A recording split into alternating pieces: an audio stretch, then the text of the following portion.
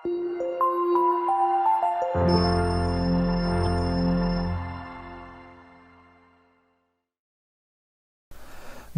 ಸ್ನೇಹಿತರೆ, ಅಮೋಘ ವರ್ಷ ಕೋಚಿಂಗ್ ಸೆಂಟರ್ ಯೂಟ್ಯೂಬ್ ಚಾನಲ್ಗೆ ನಿಮಗೆಲ್ಲ ಸ್ವಾಗತ. ಇವತ್ತಿನ ದಿನಾಂಕ 17 ಸೆಪ್ಟೆಂಬರ್ 2022. ಈ ದಿನದ ಪ್ರಮುಖವಾದಂತಹ ಪ್ರಚಲಿತ ಘಟನೆಗಳ ಟಾಪಿಕ್ಗಳನ್ನು ಡಿಸ್ಕಸ್ ಮಾಡೋಣ. ಡಿಸ್ಕಷನ್ ಸ್ಟಾರ್ಟ್ ಮಾಡೋದಕ್ಕಿಂತ ಮುಂಚೆ ಅಮೋಘ ವರ್ಷ ಕೋಚಿಂಗ್ ಸೆಂಟರ್ನಲ್ಲಿ ಮಿಷನ್ ಡಬಲ್ ಸ್ಟಾರ್ ಕೋರ್ಸ್ನ ಅಡಿಯಲ್ಲಿ ಟೆಸ್ಟ್ ಸಿರೀಸನ್ನು ಕಂಡಕ್ಟ್ ಮಾಡಲಾಗ್ತಾ ಇದೆ. ಈ 40 ಟೆಸ್ಟ್ ಸಿರೀಸ್ಗಳು ಸಬ್ಜೆಕ್ಟ್ ವೈಸ್ ಇರ್ತಾ ಇದ್ದು, ಇದರಲ್ಲಿ ಒಟ್ಟು 6 ಮಾಡೆಲ್ ಟೆಸ್ಟ್ಗಳನ್ನು, ಫುಲ್ ಲೆಂತ್ ಟೆಸ್ಟ್ಗಳನ್ನು ಕೂಡ ಇನ್ಕ್ಲೂಡ್ ಮಾಡಲಾಗಿದೆ. ಸೊ ಇಂಟ್ರೆಸ್ಟ್ ಇರುವಂತಹ ಸೀರಿಯಸ್ ಆಸ್ಪಿರೆಂಟ್ಸ್ಗಳು ಅಮೋಘ ವರ್ಷ ಕೋಚಿಂಗ್ ಸೆಂಟರ್ ವಿಜಯನಗರದಲ್ಲಿರುವಂತಹ ಬ್ರಾಂಚ್ಗೆ ಭೇಟಿ ನೀಡುವುದರ ಮೂಲಕ ರಿಜಿಸ್ಟ್ರೇಷನ್ ಮಾಡಿಕೊಂಡು ಟೆಸ್ಟ್ಗಳನ್ನು ಅಟೆಂಡ್ ಮಾಡ್ಬೋದು. ನಿಮ್ಮ ಯಾವುದೇ ಕ್ವೆರೀಸ್ಗಳಿದ್ದರೆ ಕೆಳಗೆ ತಿಳಿಸಲಾದಂತಹ ಕಾಂಟ್ಯಾಕ್ಟ್ ನಂಬರ್ಗೆ ಸಂಪರ್ಕಿಸುವುದರ ಮೂಲಕ ನಿಮ್ಮ ಕ್ವೆರೀಸ್ಗಳನ್ನು ಕ್ಲಿಯರ್ ಮಾಡ್ಕೋಬೋದು ಅಂತ ಹೇಳ್ತಾ, ಲಾಸ್ಟ್ ಸೆಷನ್ನಲ್ಲಿ ಕೇಳಲಾದಂತಹ ಪ್ರಶ್ನೆಯ ಸರಿಯಾದ ಉತ್ತರವನ್ನು ತಿಳಿದುಕೊಳ್ಳುವುದರೊಂದಿಗೆ ಇವತ್ತಿನ ಡಿಸ್ಕಷನನ್ನು ಪ್ರಾರಂಭ ಮಾಡೋಣ. ವಿಜಿಂಜಮ್ ಅನ್ನುವ ಬಂದರು ಯಾವ ರಾಜ್ಯದಲ್ಲಿದೆ ಅಂತ ಪ್ರಶ್ನೆ ಕೇಳಲಾಗಿತ್ತು. ವಿಜಿಂಜಮ್ ಪೋರ್ಟ್ ಎಲ್ಲಿದೆ ಅಂತ ಹೇಳಬೇಕು. ಆಪ್ಷನ್ಗಳಲ್ಲಿ ತಮಿಳುನಾಡು, ಆಪ್ಷನ್ 2 ಕೇರಳ, ಆಪ್ಷನ್ 3 ಆಂಧ್ರ ಪ್ರದೇಶ್ ಅಥವಾ ಆಪ್ಷನ್ 4 ಪಶ್ಚಿಮ ಬಂಗಾಳ ಅಂತ ಇದೆ. ಸರಿಯಾದ ಉತ್ತರ ಕೇರಳದಲ್ಲಿ ಈ ವಿಜಿಂಜಮ್ ಪೋರ್ಟ್ ಲೊಕೇಟ್ ಆಗಿದೆ. ರೀಸೆಂಟ್ ಆಗಿ ಈ ವಿಜಿಂಜಮ್ ಪೋರ್ಟ್ ನ್ಯೂಸ್ನಲ್ಲಿದ್ದರಿಂದ ಈ ಪ್ರಶ್ನೆಯನ್ನು ಕೇಳಲಾಗಿತ್ತು. ಕೇರಳ ಅಂತ ಸರಿಯಾಗಿ ಆನ್ಸರನ್ನು ನೀಡಿದಂತಹ ಶ್ರೀಧರ್ ಮೂರ್ತಿ, ಉಷಾ ಬಿಲ್ಲಾವ, ಉಮೇಶ್ ಅವರಿಗೆ ಕಾಂಗ್ರ್ಯಾಚುಲೇಷನ್ಸ್. ಇದೇ ರೀತಿ ಡಿಸ್ಕಷನ್ನಲ್ಲಿ ಭಾಗವಹಿಸ್ತಾ ಇರಿ ಅಂತ ಹೇಳ್ತಾ, ಈ ವಿಜಿಂಜಮ್ ಪೋರ್ಟ್ ನ್ಯೂಸ್ನಲ್ಲಿದ್ದ ಒಂದು ಕಾಂಟೆಕ್ಸ್ಟನ್ನು ಅರ್ಥ ಮಾಡ್ಕೊಳ್ಳೋದಾದರೆ, ಅದಾನಿ ಗ್ರೂಪ್ ಆಫ್ ಕಂಪನಿಯಿಂದ ಈ ವಿಜಿಂಜಮ್, ಕೇರಳದ ದಕ್ಷಿಣ ಭಾಗದಲ್ಲಿರುವಂತಹ ವಿಜಿಂಜಮ್ ಪೋರ್ಟನ್ನು ಈ ಡೀಪ್ ವಾಟರ್ ಮಲ್ಟಿಪರ್ಪಸ್ ಸೀ ಪೋರ್ಟನ್ನಾಗಿ ನಿರ್ಮಾಣ ಮಾಡುವ ಒಂದು ಪ್ರಾಜೆಕ್ಟನ್ನು ಕೈಗೊಳ್ಳಲಾಗಿತ್ತು. ಆದರೆ ಈ ಪ್ರಾಜೆಕ್ಟ್ಗೆ ಅಲ್ಲಿಯ ಸ್ಥಳೀಯ ಜನರಿಂದ ಸಾಕಷ್ಟು ವಿರೋಧಗಳು ವ್ಯಕ್ತವಾಗ್ತಾ ಇದ್ವು ಅಂತ ನ್ಯೂಸ್ನಲ್ಲಿ ನಾವು ಡಿಸ್ಕಸ್ ಮಾಡಿದ್ವಿ. ಸೊ ನೆನ್ಪಿಟ್ಕೊಳ್ಳಿ, ಕೇರಳದಲ್ಲಿ ಈ ವಿಜಿಂಜಮ್ ಪೋರ್ಟ್ ಲೊಕೇಟ್ ಆಗಿದೆ, ದಕ್ಷಿಣ ಭಾಗದಲ್ಲಿ ಅಂತ ನಾವು ಮ್ಯಾಪಿಂಗ್ ಕೂಡ ಕ್ಲಿಯರ್ ಮಾಡ್ಕೊಂಡ್ವಿ. ಇನ್ನು ನಮ್ಮ ಅಮೋಘ ವರ್ಷ ಕೋಚಿಂಗ್ ಸೆಂಟರ್ನಲ್ಲಿ ಹೊಸ PSI, KS, ಗ್ರೂಪ್ ಸಿ ಮತ್ತು PC ಗಳ ವಿಶೇಷವಾದಂತಹ ಸಪ್ರೇಟ್ ತರಗತಿಗಳು ಪ್ರಾರಂಭವಾಗ್ತಾ ಇವೆ. ಸೊ ಇಂಟ್ರೆಸ್ಟ್ ಇರುವಂತಹ ಸೀರಿಯಸ್ ಆಸ್ಪಿರೆಂಟ್ಸ್ಗಳು ವಿಜಯನಗರದಲ್ಲಿರುವಂತಹ ಬ್ರಾಂಚ್ಗೆ ಭೇಟಿ ನೀಡುವುದರ ಮೂಲಕ ಅಡ್ಮಿಷನ್ ಮಾಡ್ಕೋಬೋದು. ನಿಮ್ಮ ಕ್ವೆರೀಸ್ಗಳಿದ್ದರೆ ಈ ಕೆಳಗೆ ತಿಳಿಸಲಾದಂತಹ ಕಾಂಟ್ಯಾಕ್ಟ್ ನಂಬರನ್ನು ಸಂಪರ್ಕಿಸುವುದರ ಮೂಲಕ ನಿಮ್ಮ ಕ್ವೆರೀಸ್ಗಳು, ಡೌಟ್ಸ್ಗಳನ್ನು ಕ್ಲಿಯರ್ ಮಾಡ್ಕೋಬೋದು. ಯಾವುದೇ ಡೀಟೇಲ್ಸ್ಗಳನ್ನು ನೀವು ಕೇಳಬಹುದಾಗಿದೆ. ಈ ಯೂಟ್ಯೂಬ್ ಚಾನಲ್ಗೆ ಹೊಸದಾಗಿ ಭೇಟಿ ನೀಡ್ತಾ ಇದ್ದರೆ ಸಬ್ಸ್ಕ್ರೈಬ್ ಮಾಡಿ, ಬೆಲ್ ಐಕಾನನ್ನು ಕ್ಲಿಕ್ ಮಾಡಿ. ಇದರಿಂದ ನಾವು ಅಪ್ಲೋಡ್ ಮಾಡುವಂಥ ಎಲ್ಲ ವಿಡಿಯೋಗಳ ನೋಟಿಫಿಕೇಷನ್ಗಳನ್ನು ನೀವು ಇನ್ಸ್ಟಂಟಾಗಿ ಪಡ್ಕೋಬೋದು. ಈ ಕಂಟೆಂಟ್ ಇಷ್ಟ ಆದರೆ ನಿಮ್ಮ ಫ್ರೆಂಡ್ಸ್ ಮತ್ತು ಎಲ್ಲ ಸೀರಿಯಸ್ ಆಸ್ಪಿರೆಂಟ್ಸ್ಗಳ ಜೊತೆ ಶೇರ್ ಮಾಡಿ. ಅದೇ ರೀತಿ ನಿಮ್ಮ ಸಜೆಷನ್ಗಳು, ಕ್ವೆರೀಸ್ಗಳಿದ್ದರೆ ಕಮೆಂಟ್ ಬಾಕ್ಸ್ನಲ್ಲಿ ಕಮೆಂಟ್ ಮಾಡಿ ಅಂತ ಹೇಳ್ತಾ, ಇವತ್ತಿನ ಆರ್ಟಿಕಲ್ಗೆ ಸಂಬಂಧಿಸಿದಂತಹ ಪ್ರಶ್ನೆಯನ್ನು ನೋಡೋಣ. ವಿಶ್ವ ಓಝೋನ್ ದಿನವನ್ನು ವಾರ್ಷಿಕವಾಗಿ ಯಾವ ದಿನದಂದು ಆಚರಿಸಲಾಗುತ್ತದೆ ಅಂತ ಪ್ರಶ್ನೆ ಇದೆ. ಆಪ್ಷನ್ಗಳಲ್ಲಿ ಆಗಸ್ಟ್ 21, ಸೆಪ್ಟೆಂಬರ್ 16, ಅಕ್ಟೋಬರ್ 17 ಅಥವಾ ನವೆಂಬರ್ 21 ಅಂತ ಇದೆ. ಸರಿಯಾದ ಉತ್ತರ ವಿಶ್ವ ಓಝೋನ್ ದಿನ ಅಥವಾ ವರ್ಲ್ಡ್ ಓಝೋನ್ ಡೇ ಅನ್ನು ಸೆಪ್ಟೆಂಬರ್ 16ರಂದು ಪ್ರತಿ ವರ್ಷ ಆಚರಿಸಲಾಗುತ್ತದೆ.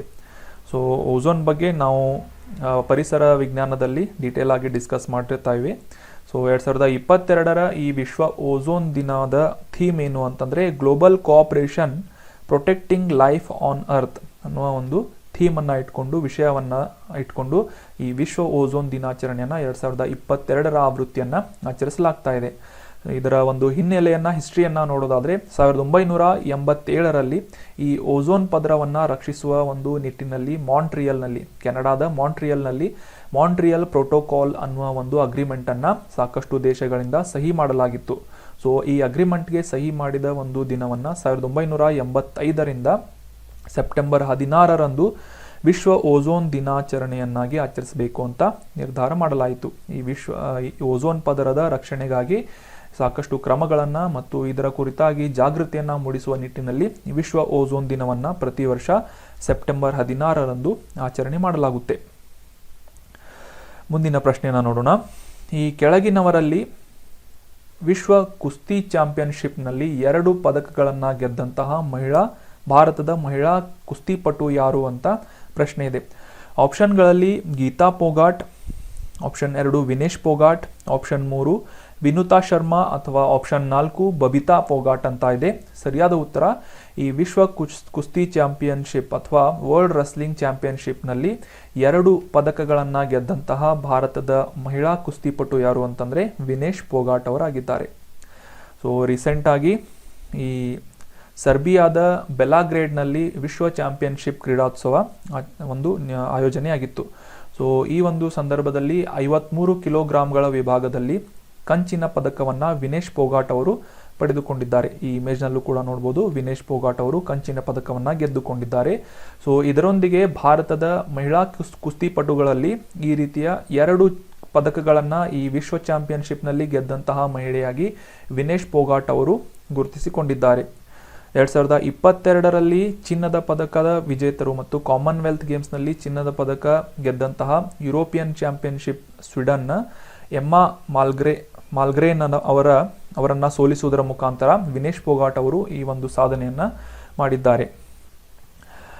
ಚಾಂಪಿಯನ್ಶಿಪ್ನಲ್ಲಿ ಈ ವರ್ಲ್ಡ್ ರೆಸ್ಲಿಂಗ್ ಚಾಂಪಿಯನ್ಶಿಪ್ನಲ್ಲಿ ಇದು ವಿನೇಶ್ ಫೋಗಾಟ್ ಅವರ 2ನೇ ಕಂಚಿನ ಪದಕವಾಗಿದೆ. ಇದಕ್ಕಿಂತ ಮುಂಚೆ 2019ರಲ್ಲಿ ಕಜಕಿಸ್ತಾನದ ನೂರ್ ಸುಲ್ತಾನನಲ್ಲಿ ನಡೆದಂತಹ ಈ ವರ್ಲ್ಡ್ ರೆಸ್ಲಿಂಗ್ ಚಾಂಪಿಯನ್ಶಿಪ್ನಲ್ಲಿ ಕಂಚಿನ ಪದಕವನ್ನು ಮೊದಲ ಬಾರಿಗೆ ವಿನೇಶ್ ಫೋಗಾಟ್ ಅವರು ಪಡೆದುಕೊಂಡಿದ್ದರು.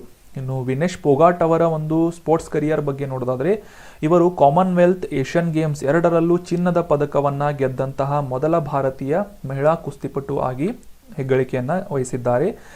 ಫೋಗಾಟ್ ಅವರು 2019ರಲ್ಲಿ ಲಾರೆಸ್ ವರ್ಲ್ಡ್ಸ್ ಸ್ಪೋರ್ಟ್ಸ್ ಅವಾರ್ಡ್ಸ್ಗೆ ನಾಮನಿರ್ದೇಶನಗೊಂಡಂತಹ ಮೊದಲ ಭಾರತೀಯ ಅಥ್ಲೀಟ್ ಆಗಿ ಕೂಡ ಗುರುತಿಸಿಕೊಂಡಿದ್ದಾರೆ.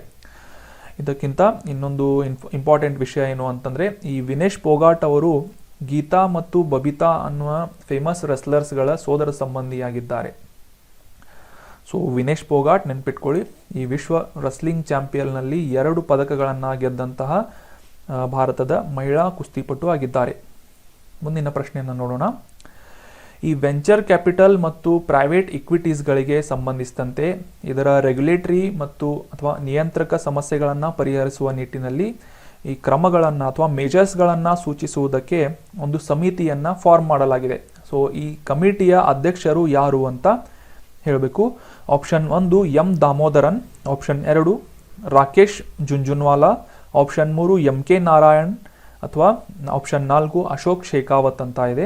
ವೆಂಚರ್ ಕ್ಯಾಪಿಟಲ್ಸ್ ಮತ್ತು ಪ್ರೈವೇಟ್ ಇಕ್ವಿಟೀಸ್ಗಳಿಗೆ ಸಂಬಂಧಿಸಿದಂತೆ ಒಂದು ರೆಗ್ಯುಲೇಟರಿ ಫಾರ್ಮನ್ನು ಪ್ರಾಬ್ಲಮ್ಸನ್ನು ಸಾಲ್ವ್ ಮಾಡುವುದು, ಇಶ್ಯೂಗಳನ್ನು ಅಡ್ರೆಸ್ ಮಾಡುವ ನಿಟ್ಟಿನಲ್ಲಿ ಒಂದು ಕಮಿಟಿಯನ್ನು ಫಾರ್ಮ್ ಮಾಡಲಾಗಿದ್ದು ಅದರ ಅಧ್ಯಕ್ಷರನ್ನಾಗಿ ಎಂ ದಾಮೋದರನ್ ಅವರನ್ನು ಆಯ್ಕೆ ಮಾಡಲಾಗಿದೆ. ಸೊ ಈ ಎಂ ದಾಮೋದರನ್ ಅವರ ನೇತೃತ್ವದಲ್ಲಿ ಈ ಒಂದು ಕಮಿಟಿ ಏನಿದೆ ಶಿಫಾರಸುಗಳನ್ನು ಕೇಂದ್ರ ಸರ್ಕಾರಕ್ಕೆ ಮಾಡಲಿದೆ. ಸೊ ಈ ಮುಖ್ಯವಾಗಿ ಹಣಕಾಸು ಸಚಿವಾಲಯದ ಅಡಿಯಲ್ಲಿ ಗೌರ್ಮೆಂಟ್ ಆಫ್ ಇಂಡಿಯಾದಿಂದ ಒಂದು ಎಕ್ಸ್ಪರ್ಟ್ ಕಮಿಟಿಯನ್ನು ಫಾರ್ಮ್ ಮಾಡಲಾಗಿದ್ದು ಈ ವೆಂಚರ್ ಕ್ಯಾಪಿಟಲ್ಸ್ ಮತ್ತು ಪ್ರೈವೇಟ್ ಇಕ್ವಿಟೀಸ್ಗಳ ಇನ್ವೆಸ್ಟರ್ಗಳನ್ನು ರೆಗ್ಯುಲೇಟ್ ಮಾಡುವ ಮತ್ತು ಅದನ್ನು ಅಪ್ರೋಪ್ರಿಯೇಟ್ ಆಗಿ ಮೇಜರ್ಸ್ಗಳನ್ನು ಸೂಚಿಸುವಂತಹ ಒಂದು ಕಮಿಟಿಯನ್ನು ಎಂ ದಾಮೋದರನ್ ಅವರ ಚೇರ್ಮನ್ಶಿಪ್ನಲ್ಲಿ ಈ ಒಂದು ಕಮಿಟಿಯನ್ನು ಫಾರ್ಮ್ ಮಾಡಲಾಗಿದೆ. 6 ಸದಸ್ಯರನ್ನು ಒಳಗೊಂಡಂತಹ ಈ ಕಮಿಟಿ ಏನಿದೆ ಸೆಬಿಯ ಮಾಜಿ ಅಧ್ಯಕ್ಷರಾದಂತಹ ಎಂ ದಾಮೋದರನ್, ಈ ಇಮೇಜ್ನಲ್ಲಿ ಅವರ ಭಾವಚಿತ್ರವನ್ನು ನೋಡ್ಬೋದು. ಎಂ ದಾಮೋದರನ್ ಅವರ ಒಂದು ನೇತೃತ್ವದಲ್ಲಿ ಹಣಕಾಸು ಸಚಿವಾಲಯದಿಂದ ಈ ಕಮಿಟಿಯನ್ನು ಫಾರ್ಮ್ ಮಾಡಲಾಗಿದೆ. ಮುಖ್ಯವಾಗಿ ಈ ಹೊಸದಾಗಿ ಪ್ರಾರಂಭವಾಗ್ತಾ ಇರುವಂತಹ ಉದಯೋನ್ಮುಖ ಉದ್ಯಮಗಳಾದಂತಹ ಸ್ಟಾರ್ಟಪ್ಗಳು, ಸನ್ರೈಸ್ ವಲಯಗಳಲ್ಲಿ ಹೂಡಿಕೆಗಳನ್ನು ಮತ್ತಷ್ಟು ವೇಗಗೊಳಿಸುವ ಮತ್ತು ಅದರ ರೆಗ್ಯುಲೇಟರಿಯನ್ನು ಒಂದು ಕಂಟ್ರೋಲ್ ಮಾಡುವಂತಹ ನಿಟ್ಟಿನಲ್ಲಿ ಈ ದಾಮೋದರನ್ ಕಮಿಟಿಯನ್ನು ಫಾರ್ಮ್ ಮಾಡಲಾಗಿದೆ. ಸೊ ಈ ಆರ್ಟಿಕಲ್ನಲ್ಲಿ ಡಿಸ್ಕಸ್ ಮಾಡಲಾದಂತಹ ಈ ವೆಂಚರ್ ಕ್ಯಾಪಿಟಲ್ ಮತ್ತು ಪ್ರೈವೇಟ್ ಇಕ್ವಿಟೀಸ್ಗಳು ಅಂದರೆ ಏನು ಅಂತ ಕಾನ್ಸೆಪ್ಟನ್ನು ಅರ್ಥ ಮಾಡ್ಕೊಳ್ಳೋಣ. ಇಂಡಿಯನ್ ಎಕನಾಮಿಗೆ ಸಂಬಂಧಿಸಿದಂತಹ ಕೆಲವೊಂದಿಷ್ಟು ಇಂಪಾರ್ಟೆಂಟ್ ಮಾಹಿತಿಗಳು. ಸೊ ಇವುಗಳು ರೆಗ್ಯುಲರ್ ಆಗಿ ನಮ್ಮ ನ್ಯೂಸ್ ಪೇಪರ್ನಲ್ಲಿ ಬರ್ತಾ ಇರುತ್ತೆ, ಆದರೆ ನಾವು ಅದರ ಮೇಲೆ ಜಾಸ್ತಿ ಅಷ್ಟೊಂದು ಫೋಕಸನ್ನು ಮಾಡಿರೋದಿಲ್ಲ. ಸೊ ಹೀಗಾಗಿ ವೆಂಚರ್ ಕ್ಯಾಪಿಟಲ್ ಮತ್ತು ಪ್ರೈವೇಟ್ ಇಕ್ವಿಟೀಸ್ ಕಾನ್ಸೆಪ್ಟ್ಸ್ಗಳನ್ನು ಕ್ಲಿಯರ್ ಆಗಿ ಅಂಡರ್ಸ್ಟ್ಯಾಂಡ್ ಮಾಡ್ಕೊಳ್ಳೋಣ. ಮೊದಲನೇದಾಗಿ ಪ್ರೈವೇಟ್ ಇಕ್ವಿಟೀಸ್ ಅಂದರೆ ಏನು ಅಂತ ತಿಳ್ಕೊಳ್ಳೋಣ. ಈ ಖಾಸಗಿ ಒಡೆತನದ ಕಂಪನಿಗಳಲ್ಲಿ ಕ್ಯಾಪಿಟಲ್ ಇನ್ವೆಸ್ಟ್ಮೆಂಟ್ ಅಥವಾ ಬಂಡವಾಳ ಹೂಡಿಕೆಗಳನ್ನು ಮಾಡುವ ಒಂದು ಪ್ರೋಸೆಸ್ಸನ್ನು ಪ್ರೈವೇಟ್ ಇಕ್ವಿಟಿ ಇನ್ವೆಸ್ಟ್ಮೆಂಟ್ ಅಂತ ಕರೆಯಲಾಗುತ್ತೆ. ಇವುಗಳು ಈ ಸ್ಟಾಕ್ ಎಕ್ಸ್ಚೇಂಜ್ನಲ್ಲಿ ಲಿಸ್ಟಿಂಗ್ ಆಗಿರೋದಿಲ್ಲ. ಅಂತಂದರೆ ನಮಗೆಲ್ಲ ಗೊತ್ತಿರುವಂತಹ ಈ ಈ ಸ್ಟಾಕ್ ಅಥವಾ ಶೇರ್ ಮಾರ್ಕೆಟ್ನಲ್ಲಿ ಲಿಸ್ಟಿಂಗ್ ಆಗದೆ ಖಾಸಗಿ ಒಡೆತನಕ್ಕೆ ಪ್ರತ್ಯೇಕವಾಗಿ ಒಳಗೊಂಡಂತಹ ಕಂಪನಿಗಳಲ್ಲಿ ಬಂಡವಾಳ ಹೂಡಿಕೆಗಳನ್ನು ಮಾಡುವುದು ಈ ಪ್ರೈವೇಟ್ ಇಕ್ವಿಟೀಸ್ಗಳ ಮುಖಾಂತರ ಮಾಡಲಾಗುತ್ತೆ. ನಿಮಗೆ ಇಂಟ್ರೆಸ್ಟ್ ಇದ್ದರೆ ನೀವು ಕೂಡ ಈ ಒಂದು ಪ್ರೈವೇಟ್ ಇಕ್ವಿಟೀಸ್ಗಳಲ್ಲಿ ಇನ್ವೆಸ್ಟ್ಮೆಂಟನ್ನು ಮಾಡ್ಬೋದು. ಆದರೆ ಇವು ಈ ಸ್ಟಾಕ್ ಎಕ್ಸ್ಚೇಂಜ್ನ ರೆಗ್ಯುಲೇಟರಿಗಳಿಗೆ ಒಳಪಟ್ಟಿರುವುದಿಲ್ಲ. ಹೀಗಾಗಿ ಇವುಗಳನ್ನು ಪ್ರತ್ಯೇಕವಾಗಿ ರೆಗ್ಯುಲೇಟ್ ಮಾಡಬೇಕಾಗುತ್ತೆ. ಸೊ ಆ ಒಂದು ಉದ್ದೇಶದಿಂದ ಅದರಲ್ಲಿ ಇನ್ ಕೇಸ್ ಕೆಲವೊಂದಿಷ್ಟು ಫ್ರಾಡ್ಗಳು ನಡೆಯುವಂತಹ ಸಂದರ್ಭಗಳು ಕೂಡ ಬರುತ್ತೆ. ಯಾಕಂದರೆ ಇದು ಕಂಪ್ಲೀಟಾಗಿ ಪ್ರೈವೇಟ್ಲಿ ಓನ್ಡ್ ಕಂಪ್ನೀಸ್ಗಳಾಗಿರುತ್ತೆ. ಸೊ ಹೀಗಾಗಿ ಅವುಗಳ ಒಂದು ರೆಗ್ಯುಲೇಷನ್ನ ಮಾಡುವುದು ಮತ್ತು ಆ ಒಂದು ಕ್ಷೇತ್ರಕ್ಕೆ ಜಾಸ್ತಿ ಆದಂತಹ ಬಂಡವಾಳ ಹೂಡಿಕೆಯನ್ನು ಅಭಿವೃದ್ಧಿಪಡಿಸುವ ನಿಟ್ಟಿನಲ್ಲಿ ಕೇಂದ್ರ ಹಣಕಾಸು ಸಚಿವಾಲಯದಿಂದ ಈ ಒಂದು ಕಮಿಟಿಯನ್ನು ಫಾರ್ಮ್ ಮಾಡಲಾಗಿದೆ. ಅದೇ ರೀತಿ ವೆಂಚರ್ ಕ್ಯಾಪಿಟಲ್ ಅಂತ ಕೂಡ ನಾವು ಈ ಒಂದು ಟರ್ಮನ್ನು ಡಿಸ್ಕಸ್ ಮಾಡಿದ್ವಿ. ಸೊ ಮುಖ್ಯವಾಗಿ ಇದು ಈ ಪ್ರೈವೇಟ್ ಇಕ್ವಿಟೀಸ್ಗಳ ಒಂದು ಟೈಪ್ ಆಫ್ ಫೈನಾನ್ಸಿಂಗ್, ಅಂದರೆ ಇದು ಕೂಡ ಒಂದು ಬಂಡವಾಳ ಹೂಡಿಕೆಗೆ ಸಂಬಂಧಿಸಿದಂತಹ ಒಂದು ಇನ್ವೆಸ್ಟ್ಮೆಂಟ್ ಆಗಿದ್ದು, ಮುಖ್ಯವಾಗಿ ಇದರಲ್ಲಿ ಸ್ಟಾರ್ಟಪ್ ಕಂಪನೀಸ್ಗಳು ಅಂತಂದರೆ ಈಗ ತಾನೇ ಪ್ರಾರಂಭವಾಗ್ತಾ ಇರುವಂತಹ ಕಂಪನೀಸ್ಗಳು ಮತ್ತು ಸಣ್ಣ ಉದ್ಯಮಗಳ ಒಂದು ಕ್ಷೇತ್ರಗಳಲ್ಲಿ ಇನ್ವೆಸ್ಟನ್ನು ಮಾಡುವುದನ್ನು ವೆಂಚರ್ ಕ್ಯಾಪಿಟಲ್ ಇನ್ವೆಸ್ಟ್ಮೆಂಟ್ ಅಂತ ಕರೆಯಲಾಗುತ್ತೆ. ಸೊ ಈ ಕ್ಷೇತ್ರಗಳಲ್ಲಿ ಅಂದರೆ ಮುಖ್ಯವಾಗಿ ಸ್ಟಾರ್ಟಪ್ ಕಂಪನೀಸ್ಗಳು ಮತ್ತು ಸ್ಮಾಲ್ ಬಿಸ್ನೆಸ್ಗಳಲ್ಲಿ ಯಾವುದೇ ರೀತಿಯಾದಂತಹ ವ್ಯಕ್ತಿ ಇನ್ವೆಸ್ಟ್ಮೆಂಟ್ ಮಾಡಬೇಕು ಅಂತಂದರೆ ಅವರು ಸುದೀರ್ಘವಾದಂತಹ ಒಂದು ಟೈಮ್ವರೆಗೆ ವೇಟ್ ಮಾಡಬೇಕಾಗುತ್ತೆ ಅದರ ಒಂದು ಪ್ರಾಫಿಟನ್ನು ಪಡ್ಕೋಬೇಕಂತಂದರೆ. ಸೊ ಹೀಗಾಗಿ ಲಾಂಗ್ ಟರ್ಮ್ ಗ್ರೋತ್ ಪೊಟೆನ್ಷಿಯಲನ್ನು ಹೊಂದಿರುವಂತಹ ಸ್ಟಾರ್ಟಪ್ ಕಂಪನಿಗಳು ಮತ್ತು ಸ್ಮಾಲ್ ಬಿಸ್ನೆಸ್ಗಳಲ್ಲಿ ಇನ್ವೆಸ್ಟ್ಮೆಂಟ್ ಮಾಡುವಂಥ ಒಂದು ಪ್ರೊಸೆಸನ್ನು ವೆಂಚರ್ ಕ್ಯಾಪಿಟಲ್ ಇನ್ವೆಸ್ಟ್ಮೆಂಟ್ ಅಂತ ಕರೆಯಲಾಗುತ್ತೆ. ಐ ಹೋಪ್ ನಿಮಗೆ ಈಗ ಪ್ರೈವೇಟ್ ಇಕ್ವಿಟೀಸ್ ಮತ್ತು ವೆಂಚರ್ ಕ್ಯಾಪಿಟಲ್ಗಳ ನಡುವಿನ ವ್ಯತ್ಯಾಸ ಮತ್ತು ಕಾನ್ಸೆಪ್ಟ್ಗಳು ಕ್ಲಿಯರ್ ಆಗ್ತಾ ಇದೆ ಅಂತ ಅನ್ಕೋತೀನಿ. ಅದೇ ರೀತಿ ಇನ್ನೊಂದು ಟರ್ಮನ್ನು ಕೂಡ ನಾವು ಈ ಆರ್ಟಿಕಲ್ನಲ್ಲಿ ಡಿಸ್ಕಸ್ ಮಾಡಿದ್ವಿ, ಸನ್ರೈಸ್ ಇಂಡಸ್ಟ್ರೀಸ್ ಅಂತ. ಸೊ ಈ ಸನ್ರೈಸ್ ಇಂಡಸ್ಟ್ರಿ ಅಂತಂದರೆ ಈಗ ತಾನೇ ಪ್ರಾರಂಭವಾಗಿ ಮತ್ತು ವೇಗವಾಗಿ ಬೆಳೆಯುತ್ತಿರುವಂತಹ ಕ್ಷೇತ್ರಗಳು ಅಥವಾ ಬಿಸ್ನೆಸ್ ಫರ್ಮ್ಸ್ಗಳೇನಿರ್ತವೆ ಅವುಗಳನ್ನು ಸನ್ರೈಸ್ ಇಂಡಸ್ಟ್ರಿ ಅಂತ ಕರೆಯಲಾಗುತ್ತೆ. ಈ ಸನ್ರೈಸ್ ಇಂಡಸ್ಟ್ರಿಗಳು ಏನಿದ್ದಾವೆ ಇವುಗಳು ಭವಿಷ್ಯದಲ್ಲಿ ಸಾಕಷ್ಟು ಮಹತ್ವದ ಪಾತ್ರವನ್ನು ವಹಿಸುವಂತಹ ಸಾಮರ್ಥ್ಯವನ್ನು ಪೊಟೆನ್ಷಿಯಲನ್ನು ಹೊಂದಿರುತ್ತೆ. ಸೊ ಹೀಗಾಗಿ ಈ ಸನ್ರೈಸ್ ಇಂಡಸ್ಟ್ರಿ ಅಂತ ಪ್ರತ್ಯೇಕವಾಗಿ ಒಂದು ಕ್ಯಾಟಗರಿಯನ್ನು ಮಾಡಲಾಗಿರುತ್ತೆ. ಸೊ ಈ ರೀತಿಯಾದಂತಹ ಪ್ರೈವೇಟ್ ಇಕ್ವಿಟಿ, ವೆಂಚರ್ ಕ್ಯಾಪಿಟಲ್ ಮತ್ತು ಸನ್ರೈಸ್ ಇಂಡಸ್ಟ್ರಿಗಳ ಒಂದು ರೆಗ್ಯುಲೇಷನನ್ನು ಮಾಡುವ ನಿಟ್ಟಿನಲ್ಲಿ ಎಂ ದಾಮೋದರನ್ ಅವರ ಕಮಿಟಿಯನ್ನು ಫಾರ್ಮ್ ಮಾಡಲಾಗಿದೆ.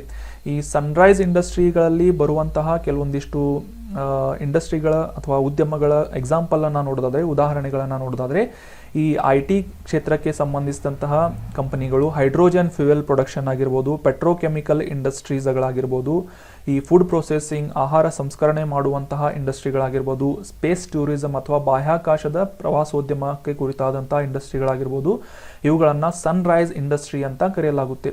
ಸೊ ಇವು ಈಗ ಸದ್ಯಕ್ಕೆ ವೇಗವಾಗಿ ಬೆಳೆಯುತ್ತಿರುವಂತಹ ಉದ್ಯಮಗಳಾಗಿದ್ದು ಭವಿಷ್ಯದಲ್ಲಿ ಇವುಗಳ ಪಾತ್ರ ಸಾಕಷ್ಟು ಮಹತ್ವದ್ದಾಗಿರುವುದರಿಂದ ಇವುಗಳನ್ನು ರೆಗ್ಯುಲೇಟ್ ಮಾಡುವುದು ಕೂಡ ಸಾಕಷ್ಟು ಇಂಪಾರ್ಟೆಂಟ್ ಆಗಿರುತ್ತೆ. ಸೊ ಮುಂದಿನ ಪ್ರಶ್ನೆಯನ್ನು ನೋಡೋಣ. ಜಾಗ್ರಫಿಗೆ ಸಂಬಂಧಿಸಿದಂತಹ ಒಂದು ಕಾನ್ಸೆಪ್ಟ್ನ ಒಂದು ಬೇಸ್ ಆಗಿರುವಂತಹ ಈ ಪ್ರಶ್ನೆ, ಲಾ ನೀನಾ ಅನ್ನುವ ಒಂದು ವಿದ್ಯಮಾನ, ನಿಮಗೆಲ್ಲ ಗೊತ್ತಿರುವಂತಹ ವಿದ್ಯಮಾನ. ಜಾಗ್ರಫಿಯಲ್ಲಿ ನೀವು ಸ್ಟ್ಯಾಟಿಕ್ ಪಾರ್ಟ್ನಲ್ಲಿ ಇದರ ಕಾನ್ಸೆಪ್ಟನ್ನು ಅರ್ಥ ಮಾಡಿಕೊಂಡಿರ್ತೀರಾ ಅಂತ ಅನ್ಕೋತೀನಿ. ಇನ್ ಕೇಸ್ ನೀವು ಅರ್ಥ ಮಾಡ್ಕೊಳ್ಳದೇ ಇದ್ರೂ ಕೂಡ ಈಗ ನಾವು ಈ ಆರ್ಟಿಕಲ್ನಲ್ಲಿ ಇದನ್ನು ಡಿಸ್ಕಸ್ ಮಾಡೋಣ.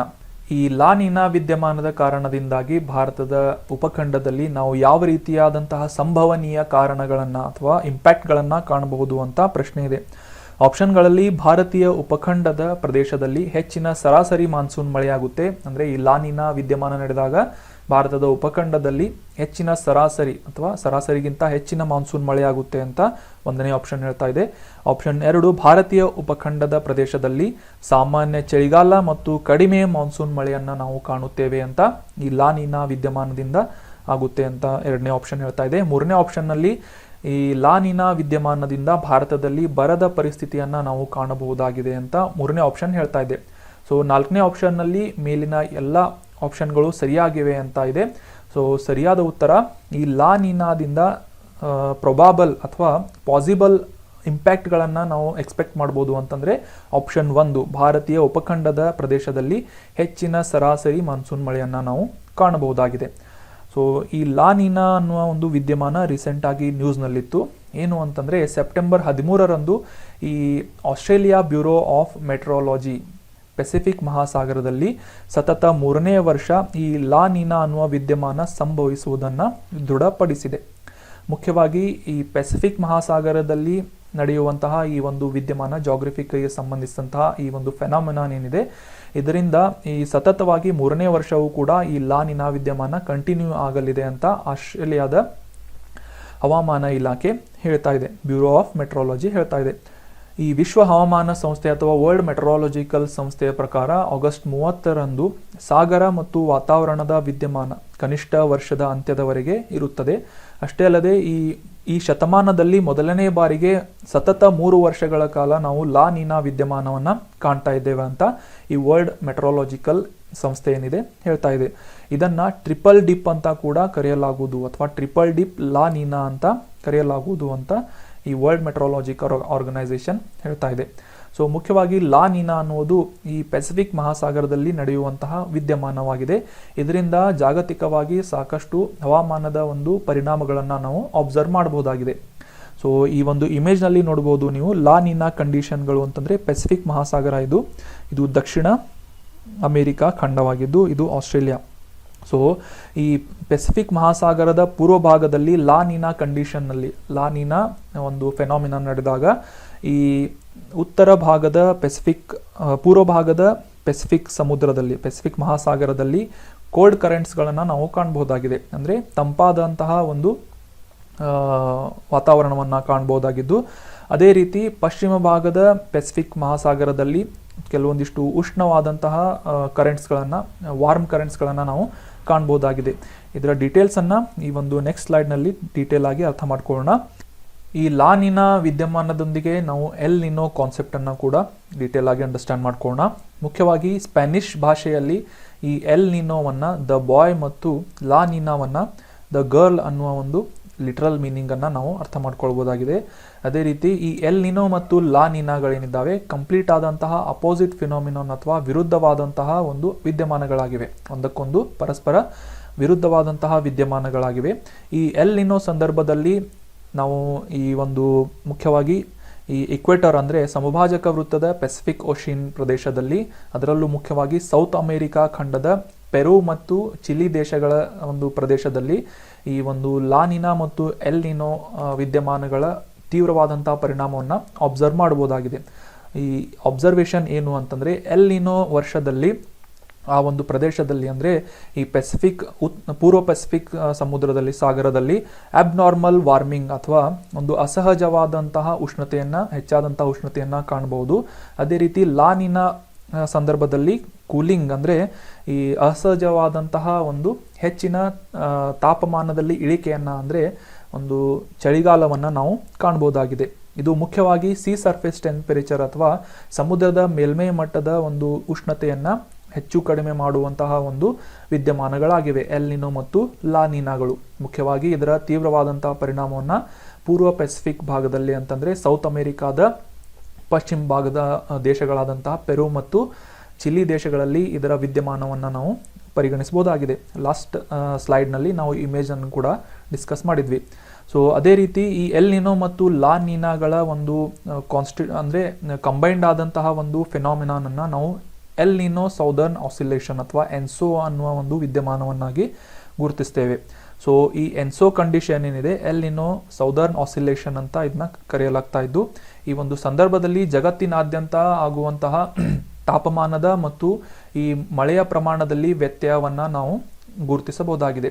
ಸೊ ಹೀಗಾಗಿ ಈ ಎಲ್ ನಿನೋ ಮತ್ತು ಲಾ ನೀನಾ ವಿದ್ಯಮಾನಗಳು ಜಗತ್ತಿನಾದ್ಯಂತ ಸಾಕಷ್ಟು ಪರಿಣಾಮ ಬೀರುವಂತಹ ಸಾಮರ್ಥ್ಯವನ್ನು ಪಡೆದುಕೊಂಡಿವೆ. ಅದರಲ್ಲಿ ಮುಖ್ಯವಾಗಿ ಈ ಗ್ಲೋಬಲ್ ಅಟ್ಮಾಸ್ಫಿಯರಿಕ್ ಸರ್ಕ್ಯುಲೇಷನ್ ಅಥವಾ ಈ ಹವಾಮಾನದ ಒಂದು ಸರ್ಕ್ಯುಲೇಷನ್ ಅಥವಾ ಪರಿಚಲನೆ ಏನಿದೆ, ಇದರಲ್ಲಿ ಸಾಕಷ್ಟು ವ್ಯತ್ಯಾಸಗಳನ್ನು ನಾವು ಕಾಣಬಹುದಾಗಿದೆ.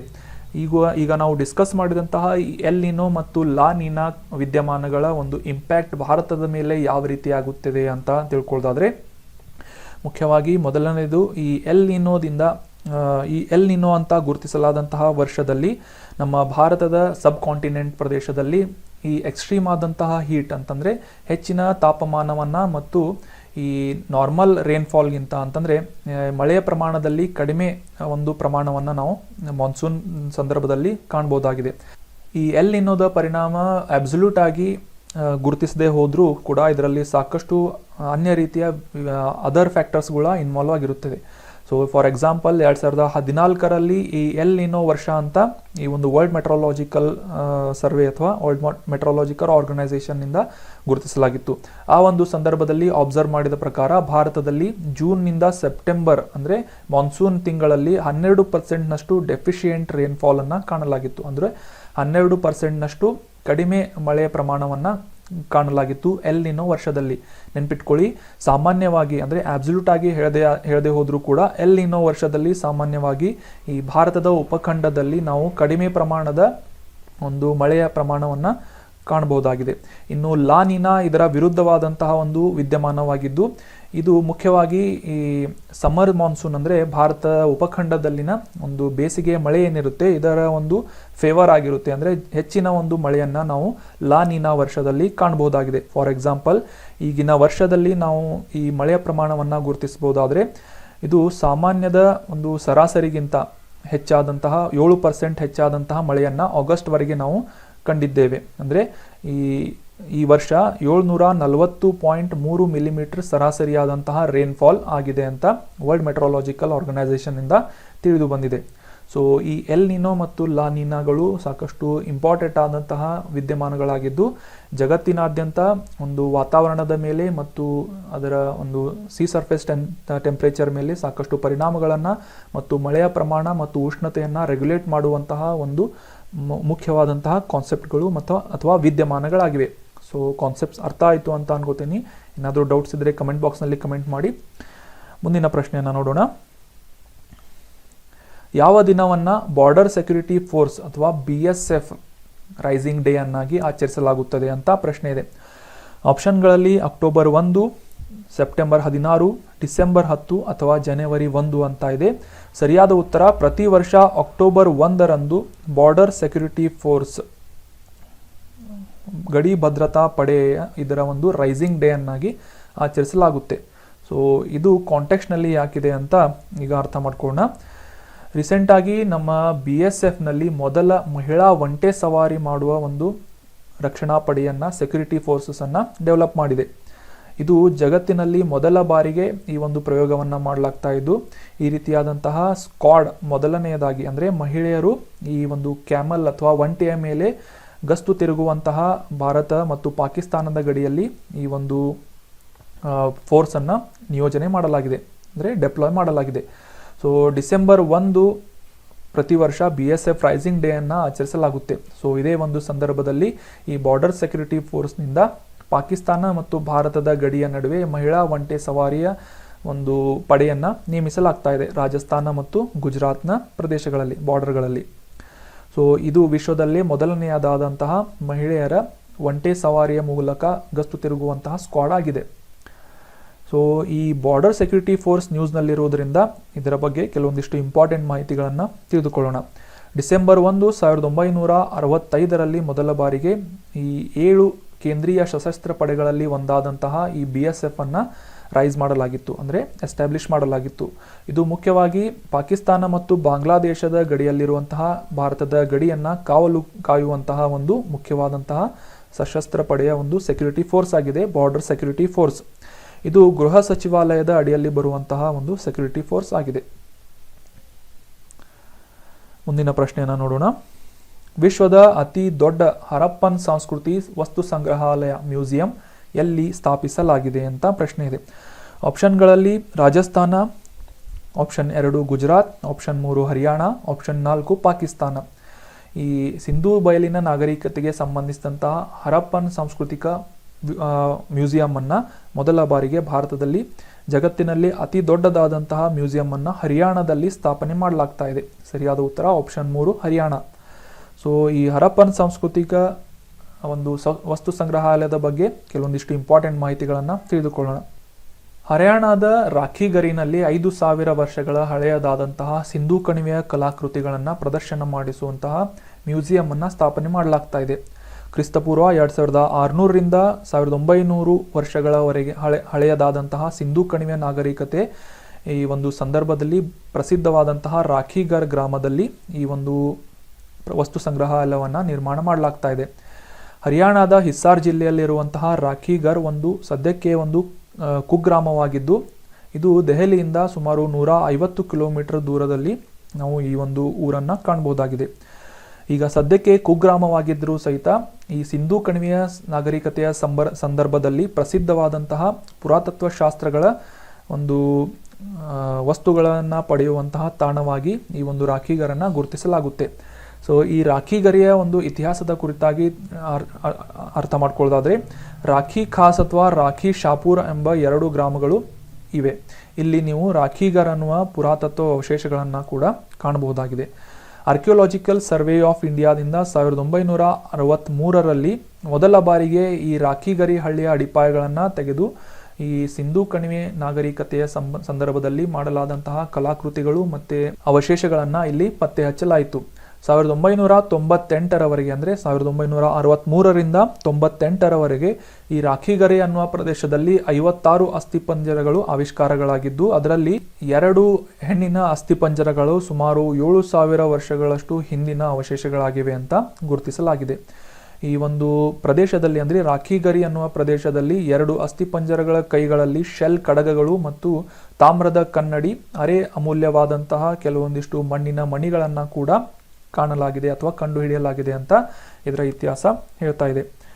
ಸೊ ಅದೇ ರೀತಿ 1920ರ ದಶಕದಲ್ಲಿ ಸ್ಥಾಪನೆಯಾದಂತಹ ಈ ಹರಪ್ಪ ಉಪಖಂಡದ ಇದರ ಬಗ್ಗೆ ತಿಳ್ಕೊಳ್ಳೋದಾದ್ರೆ 4700 ವರ್ಷಗಳಷ್ಟು ಹಳೆಯದಾದಂತಹ ಮಹಾನಗರ ಈ ಹರಪ್ಪ ನಗರವಾಗಿದೆ. ಅದೇ ರೀತಿ ಈ ಸಿಂಧೂ ಬಯಲಿನ ನಾಗರಿಕತೆಗೆ ಸಂಬಂಧಿಸಿದಂತಹ ಒಂದು ಪ್ರದೇಶಗಳನ್ನು ಮುಖ್ಯವಾಗಿ ಭಾರತದಲ್ಲಿ ಲೋಥಾಲ್, ಧೋಲಾವೀರಾ, ಮೊಹೆಂಜೋದಾರೋ, ಕಾಲಿಬಂಗನ್ ನಂತಹ ಪಟ್ಟಣಗಳನ್ನು ಗುರುತಿಸಲಾಗಿದ್ದು ಈ ನಗರಗಳಲ್ಲಿ ಸಾಕಷ್ಟು ವಿಶೇಷವಾದಂತಹ ಅವಶೇಷಗಳನ್ನು ಆವಿಷ್ಕಾರ ಮಾಡಲಾಗಿದೆ. ಇದನ್ನು ಕಂಪ್ಲೀಟ್ ಆಗಿ ಡೆವಲಪ್ ಆದ ನಂತರ ಹರಪ್ಪನ್ ನಗರಗಳಾಗಿ ಇವುಗಳನ್ನು ಒಟ್ಟಾಗಿ ಗುರುತಿಸಲಾಗುತ್ತದೆ. So that was all about today's discussion friends. Thank you so much for joining the discussion. ಈಗ ಡಿಸ್ಕಸ್ ಮಾಡಿದ ಆರ್ಟಿಕಲ್ಗಳು ಯಾವ ರೀತಿ ಅಂಡರ್ಸ್ಟ್ಯಾಂಡ್ ಆಗ್ತಾ ಇದೆ ಅಂತ ಕಮೆಂಟ್ ಬಾಕ್ಸ್ನಲ್ಲಿ ಕಮೆಂಟ್ ಮಾಡಿ. ನಿಮ್ಮ ಯಾವುದೇ ಸಜೆಷನ್ಗಳಿದ್ರೆ ಕೂಡ ಕಮೆಂಟ್ ಮಾಡಿ ಅಂತ ಹೇಳ್ತಾ thank you so much for joining. Have an awesome day.